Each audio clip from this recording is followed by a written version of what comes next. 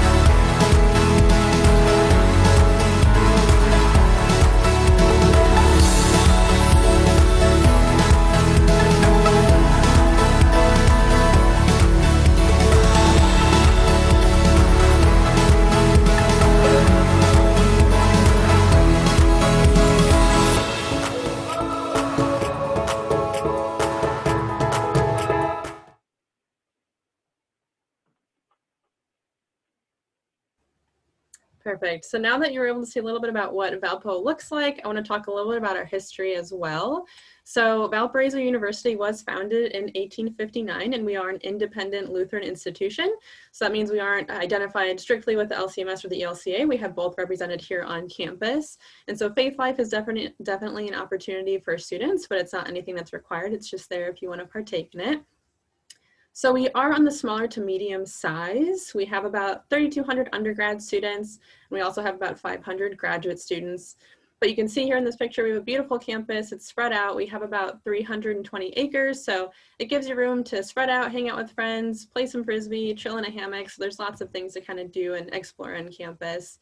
And Valparaiso University itself is also full of a lot of different traditions. And so if you were to come, you would find out what more of those would be. But one of them that I always like to highlight, which was captured in that video too, is we have a victory bell on campus. And so when students graduate, they'll ring that victory bell, or if we win a game, we'll win that victory bell. So you can hear that ringing across campus on different occasions.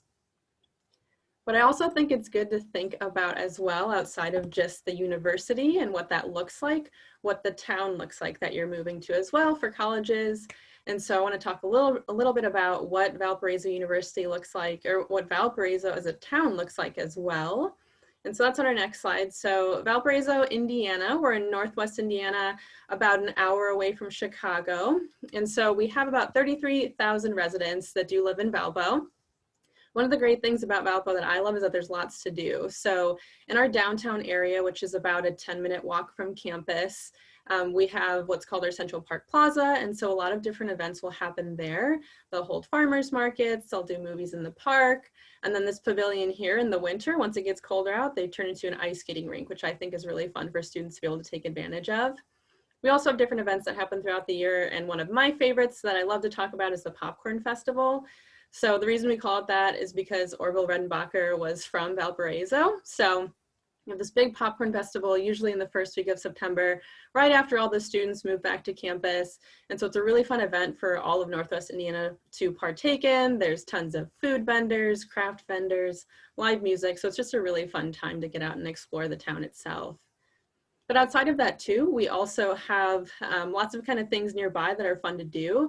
And so one thing I do want to highlight too is we have free local transportation. So just for being a student, you get to use the bus system that can take you around town. So it can take you to Walmart or Target if you need to run there for anything, but it also can take you to Indiana Dunes National Lakeshore. That's one of my favorites. So just having the beach, it's about 20 minutes away from Valpo.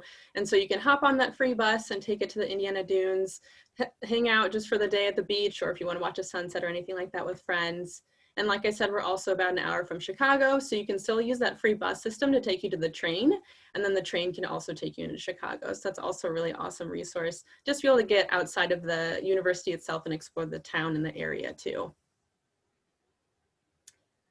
So next, now that you know a little about the area and Valpo itself, just being able to talk a little bit more about what Valpo has to offer in terms of academics. And so we have 5 different academic colleges. So we have the College of Nursing and Health Professions, the College of Business, the College of Engineering, the College of Arts and Sciences, and also Christ College, which is our honors college. And so within those 5 academic colleges, we have over 70 different majors available.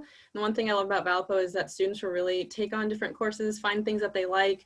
And so I actually attended Valparaiso University, and so I double majored and I added a minor. So I think there's flexibility in terms of being able to just find what you love and being able to pursue, whether it's a job after you graduate or graduate school too. So it really helps prepare you for that. And then I also love highlighting too that we've received the Best Undergraduate Teaching Awards. That I think speaks volumes about our professors. They really give 110% to their students. They really want to see you thrive and achieve your goals. And so I think one of the ways they're able to do that is just by having smaller class sizes. So on average, our class size is about 20. And so the professors really get to know you as a student, but they also get to know you as an individual too, to help realize what your goals are and help you achieve them. And then we've also been recognized too for one of the best Midwestern colleges too. So just being able to say we have these different accolades that we're definitely really proud of. So anytime people ask me, how would you describe an average Valpo student? What are the type of students that are going to come to your university? I always, without fail, go to, they're very, very involved. I'm sure Selena could attest to that as well, since she was a student here. But it is really not a huge surprise when you talk to a student from Valpo. They really have like a laundry list of things that they like to get involved in. So many different things, even, across majors, which is really unique to a smaller university. So as you can see on your screen, we have a lot going on campus that you can be a part of. In student involvement, we have over 100 different groups on campus that you can find a group of friends in that, find your own little kind of niche community to get involved in. We have anything from a running club to Pokemon Go club to an environmental kind of, I don't even know how I would describe it, but like our environmental club, any service and volunteer things. So you can really find what works best for you. One thing that we really like to say here is that we don't want you to have to feel like you need to fit any mold to come to Valpo. The idea, behind kind of our philosophy is that we want you to come here and build your own college experience, whatever that really looks like for you. Really good example that I like to use a lot is, let's say you are interested in engineering, but you also are really interested in joining one of our many music ensembles. At a lot of universities, that might not be totally feasible, but at Valpo, that is just another one of the things that our students really like to do. So it doesn't matter really what major or program you're interested in. You can really be a part of anything kind of across campus. Another really good example of that are our study abroad programs. You can be in any different degree program as long as you kind of work with your academic advisor to fit that in. We want to make sure that your college experience looks like how you want it to. We also have a lot of service and faith opportunities on campus. So if you talk to a Valpo student, odds are they've probably participated in some sort of service project while they're here on campus.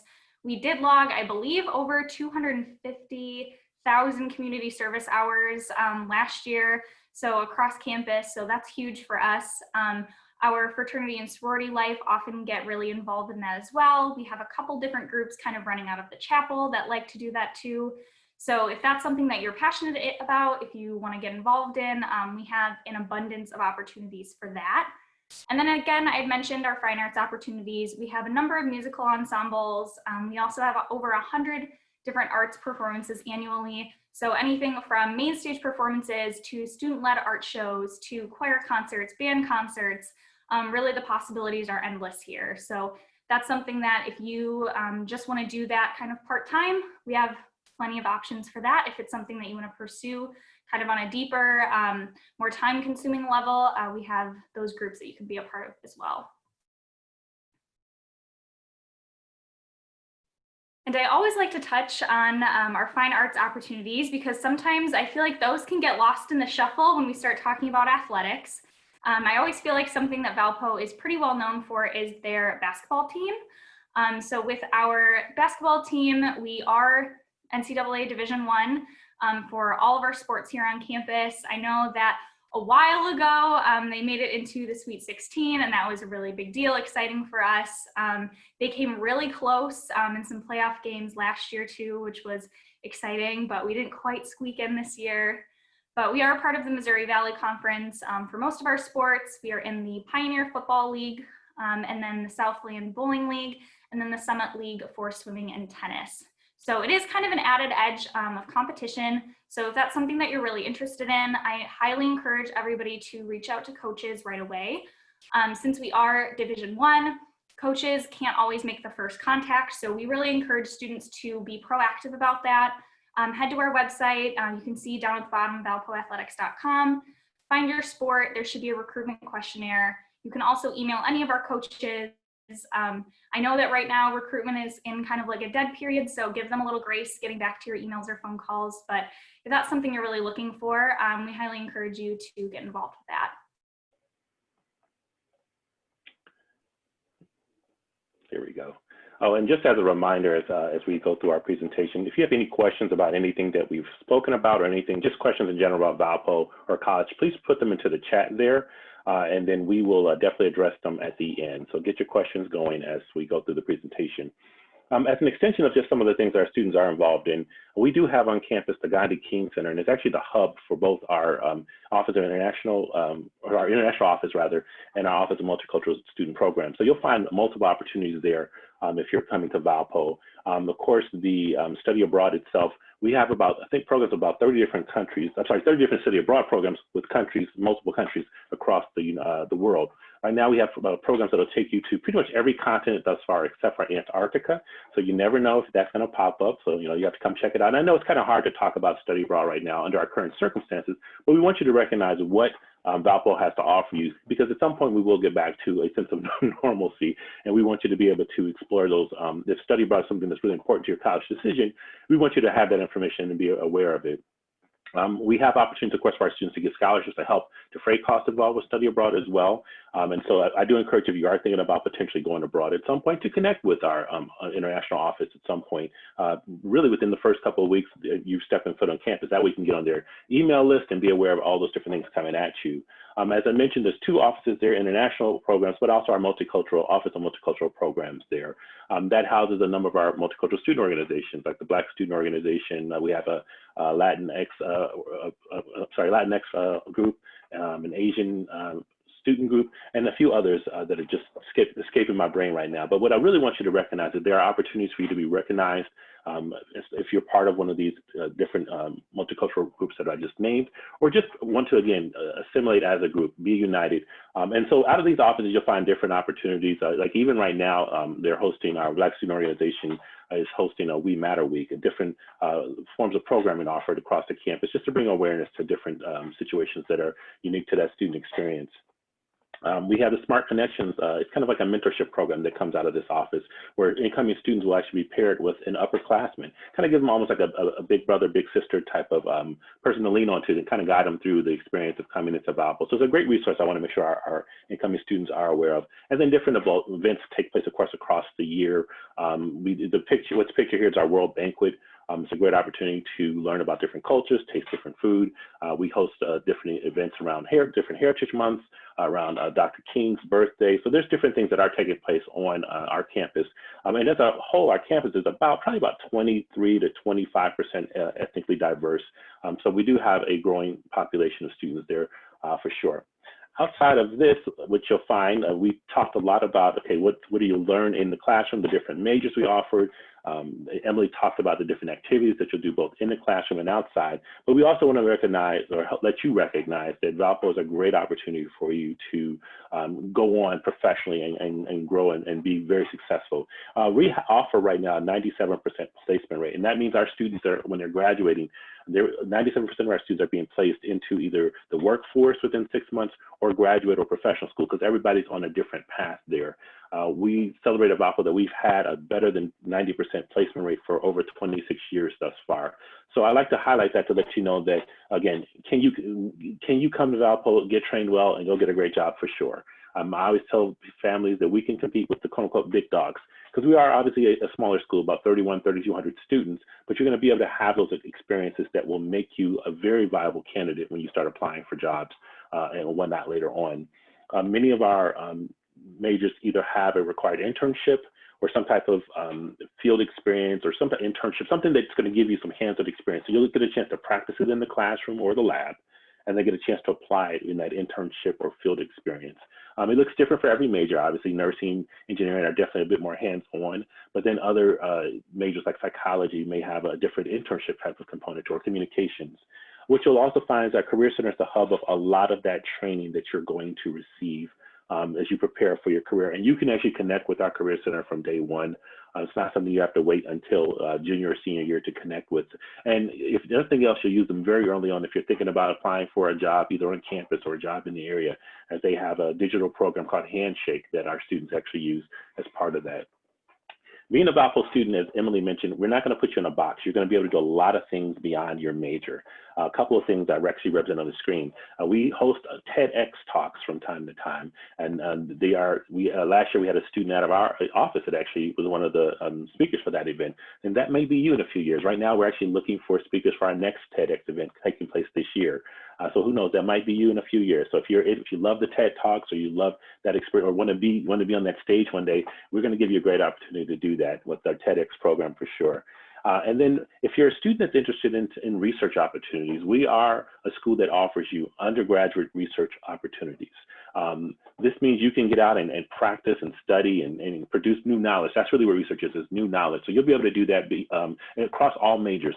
We host about 3 different research symposiums each year, one each semester, that you'd have a chance across, again, all majors to be a part of. So this isn't just restricted to our science majors or our math. If you're that English major, if you're that sociology, you'll find opportunities to be a part of this as well, if that is of interest to you. So what I hope that you get is that Valpo is going to give you a ton of opportunities that you can choose from. And then the last one I want to highlight on the screen, it ties into what Emily talks about with athletics, is our ESPN3 program and partnership. So as a Division I athletics program, our home games are broadcast on ESPN3. And who does those broadcasts? Our students. A lot of them, yes, are our digital media majors or our broadcasting majors, but it's a great opportunity for a student that maybe like yourself, that maybe you do your radio games for your high school, or maybe you just like working a camera or working a switcher. You could actually be a part of that broadcast team as a non-major. So it's another great opportunity that you can put on your resume that, hey, yes, I broadcast on ESPN. So just hope that what you're getting from this is that Valpo is a place of many opportunities for you.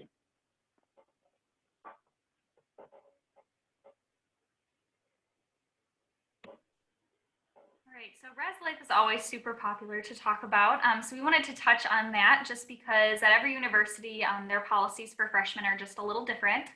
So when you come to Valpo as a freshman, you're placed in one of 3 different freshman residence halls. So we have Alumni Hall, Brandt Hall, and Lankenau Hall, otherwise known as Lank, because it's shorter and a little bit easier to spell. But all of our freshmen are housed in one of those 3 residence halls. They're all kind of clustered in the same corner of campus, so you have a really great sense of community. Everybody is kind of all in this together. Those halls are located pretty close to our student union and also right around the corner from our student health center. So for a lot of students, you know, this is your first time away from home for an extended period of time. So when you get a cold or you feel like you might be getting strep throat, or especially in this climate, if you're feeling a little under the weather, might need a flu shot or a COVID test or anything like that, it's a really easy, just kind of walk around the corner. So you don't have to worry about needing to, you know, find a ride to you know, an urgent care. Our student health center is also free, so I always like to touch on that as well. But it's just a really nice resource. I'm sure it'll make your parents feel better too that you would be taken care of right near where you would be living on campus. So another question we always usually get is, can freshmen have cars on campus? So since we have such a small commuting radius, we really try to have people stay on campus as much as possible. So for that reason, as well as, you know, safety and trying to get you used to campus, we do not allow freshmen to have cars on campus. Freshmen this year did get to bring their cars.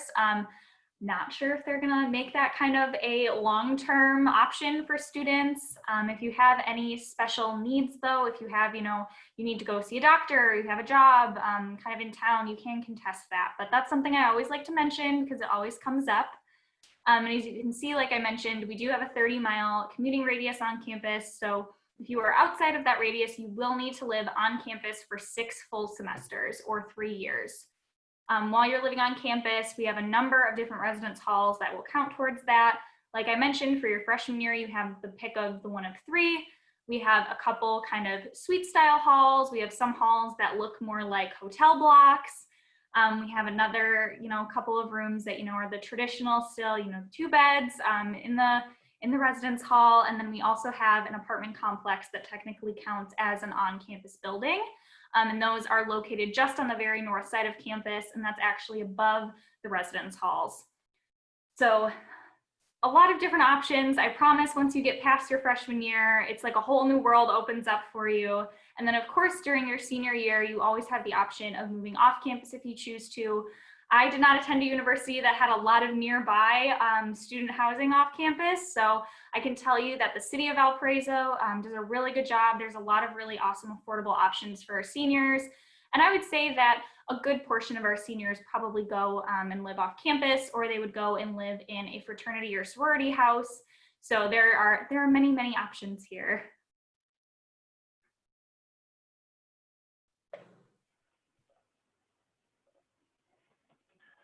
So we hope that as you hear all of the different things we're sharing, that you can envision yourself as Valpo being a place that, you know, maybe you could see yourself being a part of that, being part of our student body. So we want to definitely make sure you know how you can join our community. And it really starts with hopefully you visited our campus. If not, we want you to know that there are opportunities now to visit our campus. We are hosting students, families on campus.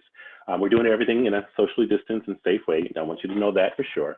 And if you are interested in visiting campus, we want you to just go ahead and go to our homepage, click on visit, and you'll see our different visit options taking place right now. We have personal visits Monday through Friday, and then we're also offering, we have what we call our Introduction to Valpo Day. It's like a mini open house.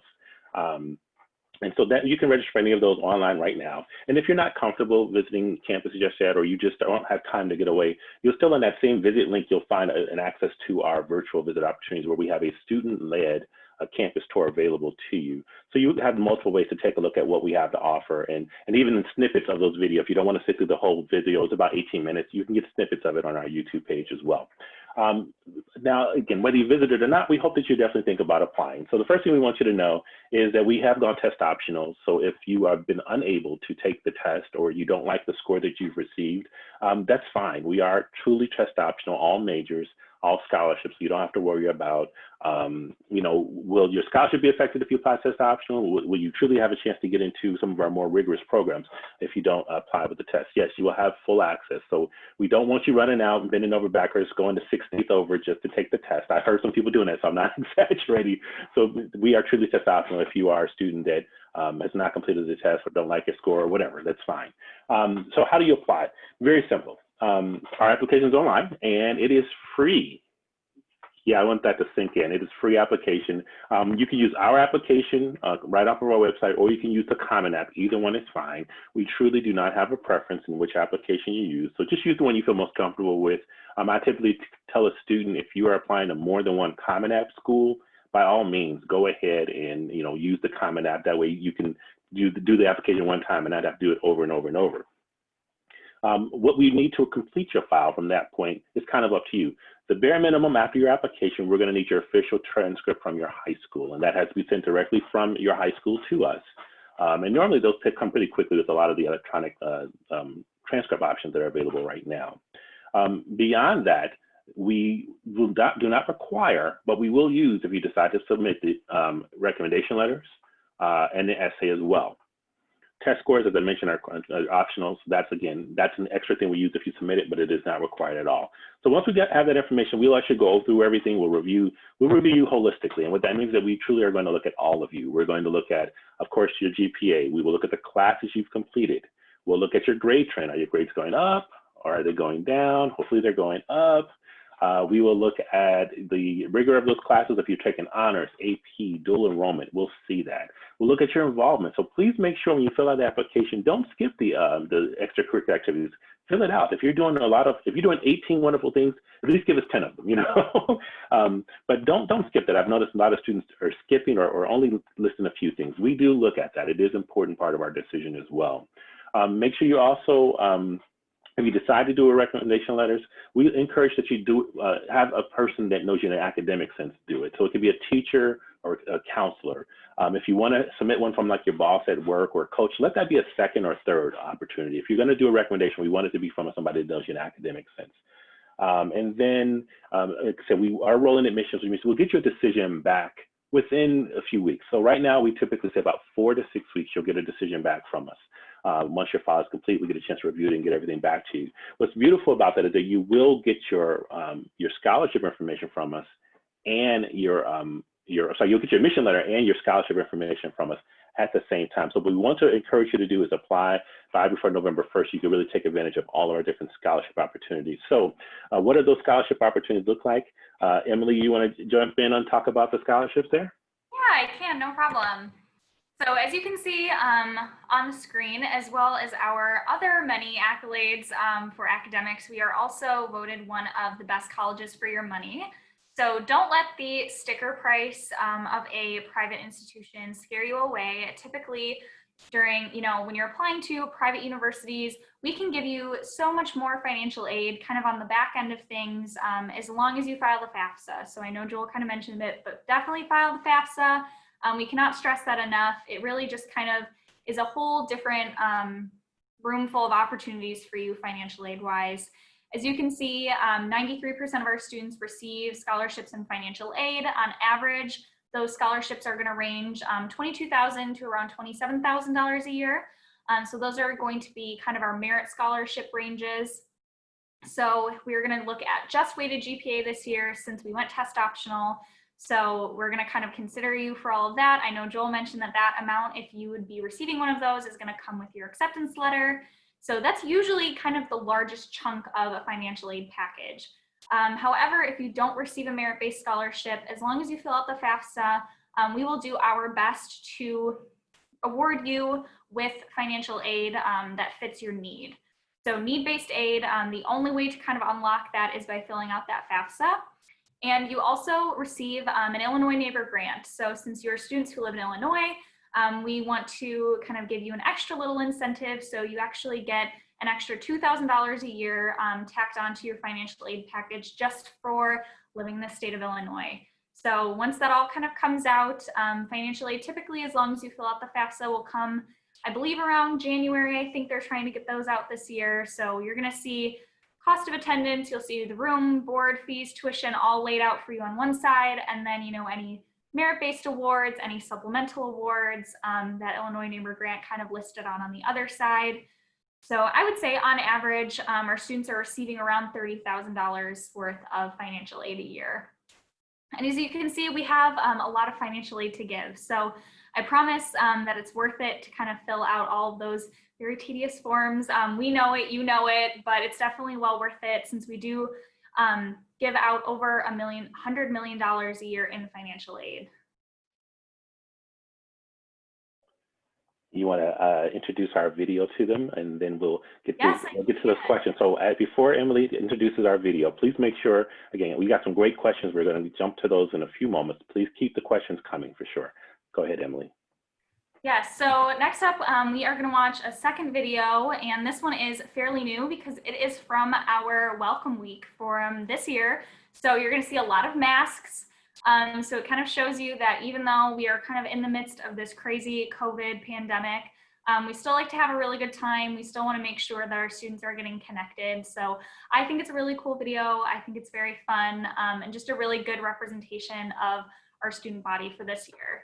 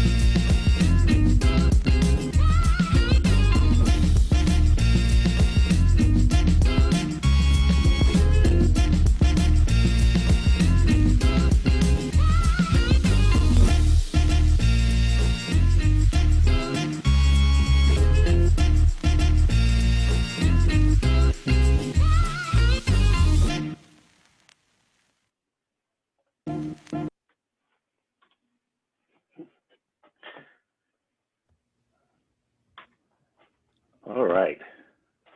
This is totally the time where you get to participate. Keep those questions coming. We're going to get to the questions that have already come in, but keep sending them in, and we'll just keep asking until we run out of time. And our hostess with the mostest to guide us to our questions. Come on now, Lindsay. All right. Hi, everyone. So I'm just going to go through your questions, and some of them are a little bit related, so I might couple a few of your questions together. So the first ones I'll just ask are actually about the admission process, and they relate back to the test optional decision that we've made. So one of those questions says, for test scores, if the student chooses to include their test scores on the application, do they need to be sent officially from College Board, or can they be submitted just by the student? So great question. Actually, for test scores, we will allow you to self-report your test scores on the application itself. And we super score, by the way. So if you are submitting test scores, we do super score. So submit all of the different scores, and we'll basically take your best sub scores and re-average them together for your best overall score. Now, if you're self-reporting your test scores, if you do enroll in Valpo later, we will require you to submit, have the official score sent to us from the testing center at some point, typically either right before you enroll or right after you enroll, because it is something that we need to have on file officially. But for admission purposes, we will allow you to self-report the test score. Awesome. Thank you, Joel. Another related question, is there a specific GPA or a GPA range that students should be looking at achieving in order to be admitted into Valpo? Emily, you want to take that one?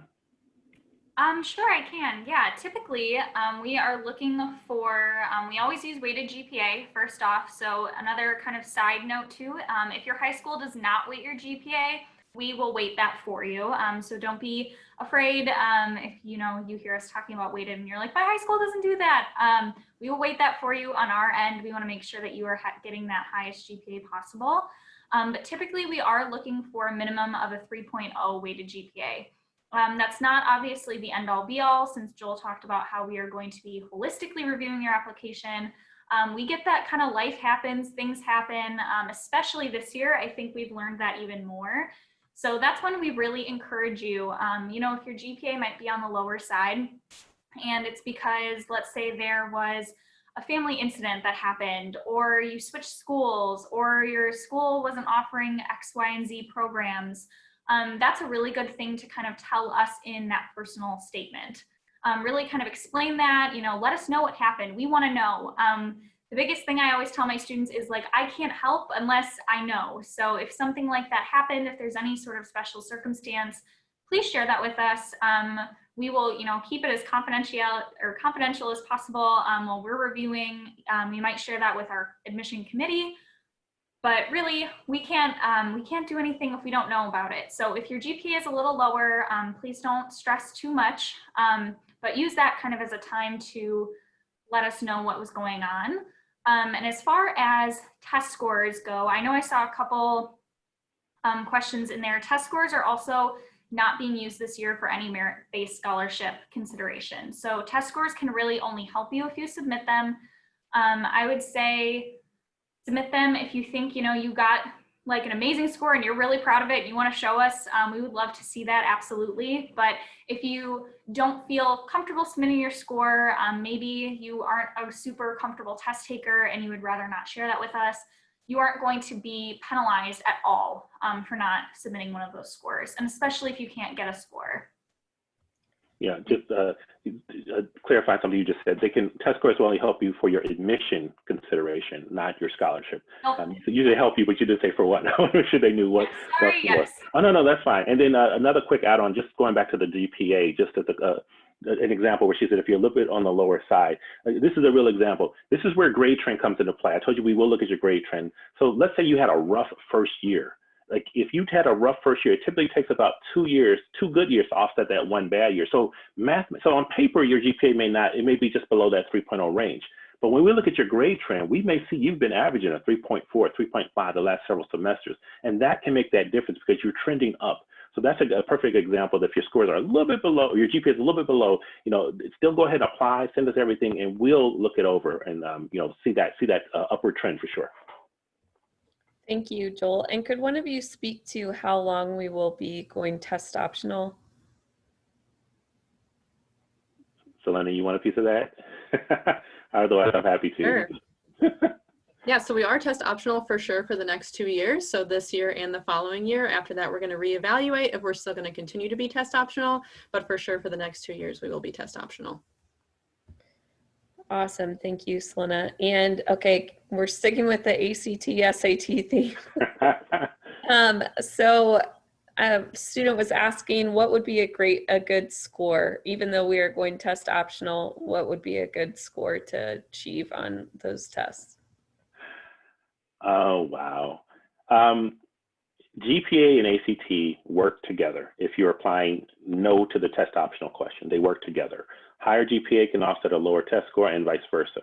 So I have to tell students high is good, high GPA, high test score, high one, lower the other, low, no. So just think of it as they just work together. They really do. They work together. So that's the only way I can tell you. Now, I will also just tell you, I know that when I've been looking at files, and I believe my colleagues are probably very similar, even for those students that have applied with a test score, we're still looking at who you are. And so I don't want you to feel like, oh, will it knock me out if I submit it?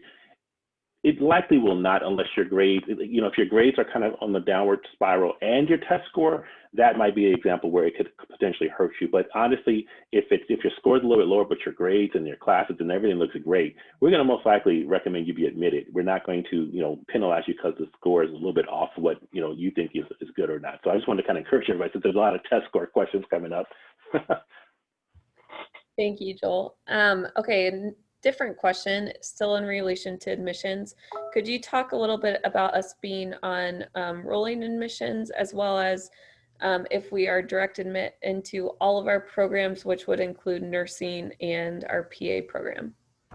I can take this one if you want, Joel. I talked about PA all the time, so I feel like that's like my one super good area of knowledge. So as far as rolling admission basically means that there are no hard and fast deadlines. I always encourage my students to try and apply by November 1st. It's just a really good mindset, especially if you are in PA, because they release their decisions in December.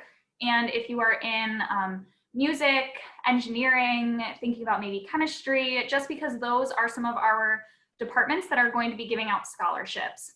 So November 1st is that scholarship deadline for departments.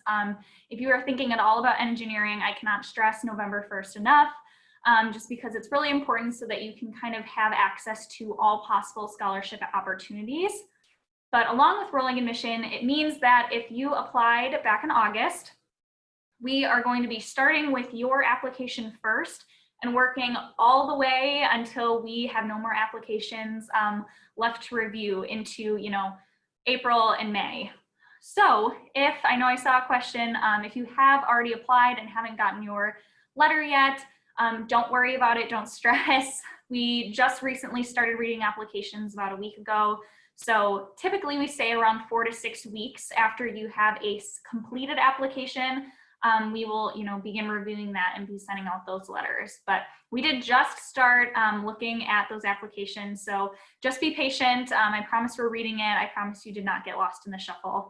I'm sure one of us can check for your name later after this session is over. And then I did want to touch on PA.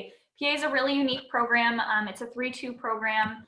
It is still test optional, so you don't need to worry about submitting a test for the PA program. We will just be considering you on course rigor. If you took a math and science all 4 years, how difficult those math and science courses were and your GPA. So it's really important that we kind of have all of those pieces of that puzzle. I highly recommend applying sooner rather than later, just because those programs typically, they're releasing that decision in December. So even though they don't have like this day is the day you have to apply by, November 1st is still just a good day to kind of keep in mind. And we do accept around, I believe it's 40 students, 45, 40. One of you correct me if I'm wrong, but I think it's 40 students into that program. So if you apply for PA, what you're really applying for is a Bachelor in Health Science and then the 2-year master's program for physician assistant. We will accept, those 40 students. We'll give them their offers. If some of them decide, maybe I would rather attend a different university, then we would kind of roll out the second batch of students that would be invited into that program. Every year that really fluctuates. So if you are accepted into the PA program and you know that Valpo is where you would like to be, I always encourage students, submit your enrollment deposit right away, kind of secure that spot. But if you don't get accepted right into that 3-2 program, don't feel like that's the end of the line. There's always a chance that, you can move into that program, that you could secure that direct admit spot. But for the time, students then would only be considered Bachelor of Health Science. So as a really good example, I had a student last year, she was applying to PA. She did not get into the entire 5-year program of PA, but she did get into that first 3 years of Bachelor of Health Science.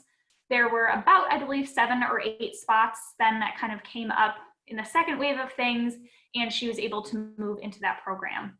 So if you don't get in right away, don't worry, you can always try your best, kind of stick it out and see if there would be a spot opening up later. Awesome. Thank you, Emily. So just really quickly, I had a few more people ask about the ACT and SAT. Just so you guys know, we are test optional, so you do not need to submit those scores unless you want to.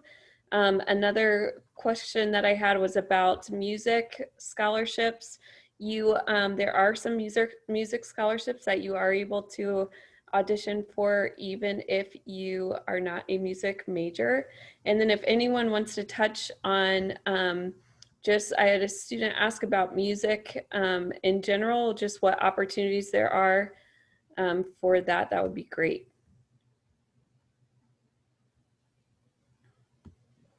We have several performing ensembles that you can choose from. You can find them. Go to valpo.edu/music, and you can find the full list. You don't have to be a music major either. And then just full disclosure, we're about to be cut off pretty soon, so I want to apologize if we did not get to your question. We will follow up with an email when we get this information, probably in a few days. But as far as the music opportunities, again, you can be a non-major or a major, both vocal and instrumental opportunities, band, orchestra opportunities for you as well.